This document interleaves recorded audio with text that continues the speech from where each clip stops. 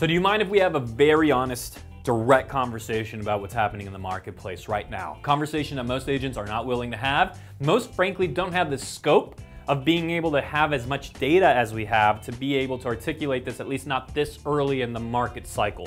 But yes, that market cycle is changing. I want to describe that to you in this video. I'm Daniel Beer with eXp Realty, serving your neighborhood. And what I want to make sure we get clear on is what we're seeing here, okay? Roughly check this out, 5 months ago, just 5 months ago, there was about 4,000 homes on the market, about 4,200, just 5 months ago. Today, there's 7,040. Huge jump, massive jump, okay, in inventory. At the same time, rates have been climbing, but depending on what loan product you're getting, your rate could be as much as an entire point higher than it would have been at that time, say 5, 6 months ago. And so you have a vastly different environment right now. The buyers have a lot more choice, and we're entering this phase that always comes in at the beginning of any market cycle shift, where buyers and sellers are so dramatically, like, just not on the same page. The buyers understand that they have a lot more opportunity, a lot more options, a lot more choice. They could be pickier. They get that because they're out there seeing all of the different homes. And for example, in a neighborhood, well, my neighborhood where I live, it's called Del Sur. Go back 5 months ago, there was zero, literally zero, to say 2 homes on the market at any given point in time. So depending on what day of the month you might have been looking for a home, there was 0 to 2 homes on the market. That was it. That's what you had to choose from. Today there's 24. Okay, 24.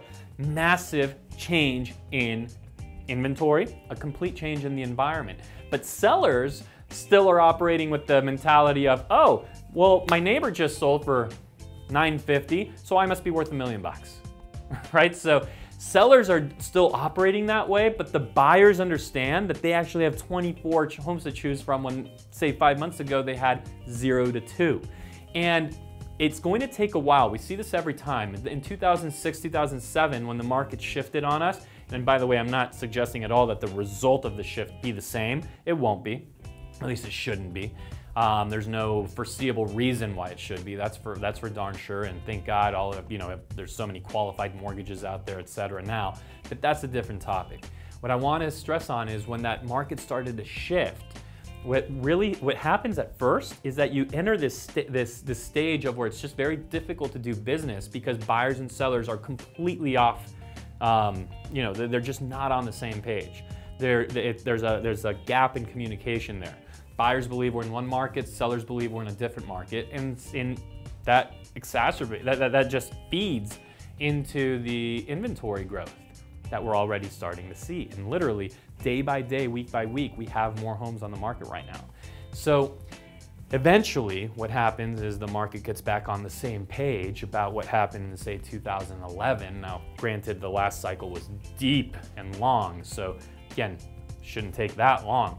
But when buyers and sellers finally get on the same page, we can do business again. So here's the good news.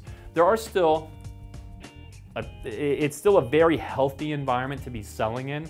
There's a lot of buyers out there and they're willing to pay. They're willing to pay. The only thing as a seller you cannot do today is say, okay, so my neighbor just sold for this. They have the exact same floor plan as me, virtually the same finishes. Sure, I might have something that's a little bit nicer, but come on, between you and I, is that worth 100 grand, right? So my neighbor just sold for that, I must automatically be up here. As long as that's not you, see, this home is starting to sit. Look around your neighborhood. You'll notice that there's been some signs up now that have been there for 30 days, 60 days, when that was non-existent just 6 months ago, 5 months ago. So as long as that's not you, you can actually still get some premium. Prices are still creeping up, even with the inventory growth. The issue is that a lot of the inventory growth is up here in La La Land, and they're not getting it. But if you go here, you can strike still. You can strike and you can get yourself to where you want to be. Here's the one thing you never want to do as a seller. Never allow yourself to be on the market 30 days, 60 days, 100 days, because you become the old listing that clearly did not sell. Every day on market as a home seller is the day that you proved to the market that you do not hold the value that you're asking. right? Your power as a seller is up front. That's why we've developed our 5-day blitz, our trademark process. You hold the power up front. As a buyer, if you put yourself in buying shoes now, think about it. If you see a home that's been on the market 100 days, how are you negotiating that home versus one that's been on the market for a week? You're clearly being much more aggressive with the one that's been sitting. Don't be that home. Don't allow that to happen. And be aware that we have inventory growth, we have interest rate changes, we have a political climate that continues to be very volatile and creates uncertainty. Now we have this trade war happening. So understand that 6 months market, even though it was only 6 months ago, 5 months ago, is not today as we have a different environment. If you want to go deeper into this conversation, let's see how it specifically affects your neighborhood.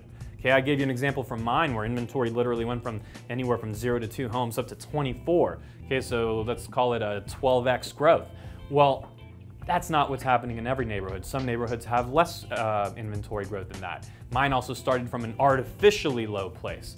Or not artificial because it was real to that neighborhood, but not a common place, right? So it started from a very uncommonly low place, so there was a lot of growth for it to be able to take on. Let's dig into how it affects your neighborhood, your home type, and exactly where you are wanting to get yourself over the course of the next phase in your life, depending on what's happening with you. I'm Dan Beer with eXp Realty. Reach out, reply to this email, or just comment here, and let's start a conversation.